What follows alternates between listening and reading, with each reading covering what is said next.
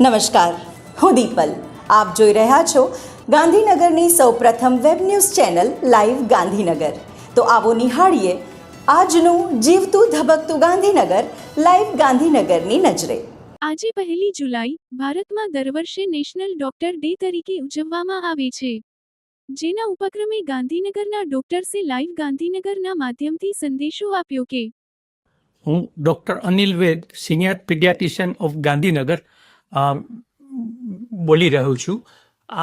આજના doctors day નિમિત્તે મારે આ ડૉક્ટરોને વિનંતી કરવાની છે કે ડૉક્ટરની ફરજ લોકોમાં દવાનો મહત્વ બદલે પ્રિવેન્ટિવ એટલે કે બીમારી અટકાવી શકાય એ માટેનું ધ્યાન આપે એ જરૂરી છે. અને તે પૈકી સૌથી પહેલું પૂરતો આહાર અને પોષણ, ન્યુટ્રિટિવ આહાર લેવું જરૂરી છે.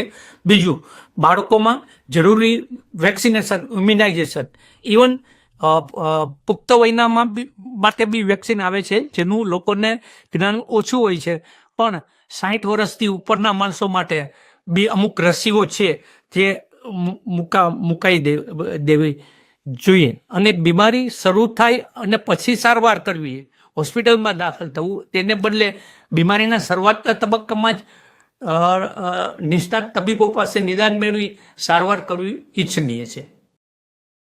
હું વૈદ્ય રાકેશન ભટ્ટ અહીં સરકારી આયુર્વેદ હોસ્પિટલ સેક્ટર 22 ગાંધીનગર ખાતે વૈદ પંચકર્મ તરીકે ફરજ બજાવે. શાસ્ત્રમાં અને જૂની કહેવત પ્રમાણે એવું કહેવામાં આવ્યું છે કે શુભ જો આરોગ્ય ન હોય તો નિરર્થક. અને આપ સર્વે પણ એ જોતા હશો કે આ વાક્ય સનાતન સત્ય છે. આ આરોગ્ય રૂપી સુખ તમને ડોક્ટર આપી રહ્યા. તમારી જે શારીરિક અને માનસિક વ્યાધિ છે એમાંથી ડોક્ટર તમને દૂર કરે છે. એટલે જ ડોક્ટરને ધરતી પરના દેવ કહેવાય. ભગવાન પછી બીજું જો નામ કોઈનું દેવામાં આવતું હોય ભગવાન તરીકે તો એ ડોક્ટર આવે. नमस्कार, मैं डॉक्टर हार्दिक तलाटी गांधीनगर से फिजियोथेरापिस्ट. आज के दिन के लिए आप सभी को मैं शुभकामनाएं देना चाहता हूं. मैं खास तौर पे एक बात बताना चाहता हूं that we treat, we heal, we rehabilitate. And rehabilitation means giving new life to someone. और ये दुनिया में अगर कोई नया जीवन दान दे सकता है तो वो है सिर्फ डॉक्टर्स. तो आज मैं सभी डॉक्टर को मेरी तरफ से खूब खूब शुभकामनाएं देना चाहता हूं. और आज के दिन के लिए मैं सभी जनता को भी बताना चाहता हूं कि prevention is better than cure. हम प्रिवेंशन क्यों ना करें? हम हमेशा बीमार होने के बाद ही डॉक्टर से क्यों मिलते हैं? हम हमारी इतनी ध्यान रखें जिससे हम कभी बीमार ना पड़े. जैसे कि सुबह सुबह व्यायाम करें, सुबह जो हल्की सी धूप होती है उसमें बैठे तो विटामिन डी हमें मिलता है. सारी बातें हमें मतलब अच्छी अच्छी सीखने को मिलती है. सुबह योगा करें, हमारे यहाँ पे अच्छे बाग बगीचे हैं तो उसका भी थोड़ा इस्तेमाल करें. खुले पैर हम चले जिससे हमारी आंखें भी अच्छी हो सकती है. और पौष्टिक आहार खाएं जिससे मतलब आपका जो हेल्थ है वो भी बना रहे. और हमारे आजू बाजू साफ सफाई रखें. साफ सफाई रखने से हमारा जो रोग है वो आधा कम हो जाता है. और हम कहते हैं ना गुजराती में, ज्या स्वच्छता त्या प्रभुता. तो ये सब चीजें ध्यान में रखते हुए मैं आप सभी को डॉक्टर्स डे की खूब खूब शुभकामनाएं देना चाहता हूँ. धन्यवाद. ગાંધીનગરમાં પીએમઈ બસ સેવાનો પ્રારંભ થઈ ગયો છે, જેને નગરજનો ખૂબ ઉત્સાહથી લાભ લઈ રહ્યા છે. કેન્દ્રીય ગૃહ અને સહકાર મંત્રી અમિત શાહના વરદ હસ્તે અત્યાધુનિક ઇલેક્ટ્રિક બસોને લીલી ઝંડી આપવામાં આવી હતી.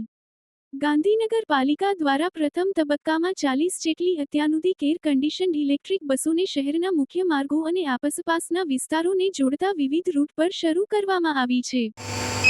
સુવિધા છે, આવી સરકારશ્રીની સુવિધા અમને બહુ સરસ લાગી અને મોદી સાહેબનો અને અમિતભાઈ સાહેબનો બહુ બહુ ખૂબ ખૂબ આભાર. કાયમ માટે ચાલુ રાખજો ને આવી સેવા આપતા રહેજો. આગામી 12 જુલાઈ સુધી તમામ મુસાફરો માટે આ મુસાફરી સંપૂર્ણપણે નિઃશુલ્ક જાહેર કરવામાં આવી છે.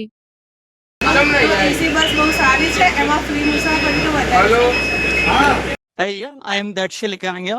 I am from Kalri. and I really like this service by Gandhinagar Mahanagarpalika. Gandhinagar મહાનગરપાલિકા નાગરિકોને અપીલ કરવામાં આવી છે કે તેઓ મોટી સંખ્યામાં આ પર્યાવરણ મૈત્રી પરિવહન સેવાનો મહત્તમ લાભ લે અને ગાંધીનગરને પ્રદૂષણમુક્ત બનાવવામાં સહયોગ આપે. વિશ્વના સૌથી લાંબા તહેવાર નવરાત્રિને વધાવવાની અત્યારથી જ શરૂઆત થઈ ગઈ છે. ગાંધીનગરમાં Malhar group of performing art દ્વારા ગરબા પ્રેક્ટિસ ક્લાસનો પ્રારંભ થયો છે. ગાંધીનગર સેક્ટર 7 સ્થિત ભારત માતા મંદિર ખાતે નવરાત્રિના પ્રથમ દિવસ સુધી નાના બાળકોથી માંડી મહિલાઓ, યુવાઓ અને વડીલો અવનવા ગરબાના સ્ટેપ્સ શીખશે, એમ મલ્હાર ગ્રુપ ઓફ પરફોર્મિંગ આર્ટના સંચાલકોએ જણાવ્યું છે. તો દર્શક મિત્રો, આપે અનુભવ્યો ગાંધીનગરનો ધબકાર. આપની આસપાસ બનતી આવી જ ઘટનાઓની જાણકારી અમારા સુધી પહોંચાડવા માટે સ્ક્રીન પર દર્શાવેલ નંબર પર વોટ્સએપ દ્વારા અથવા ઈમેલ આઈડી પર મેલ કરીને આપ અમારો સંપર્ક કરી શકો છો. ધન્યવાદ.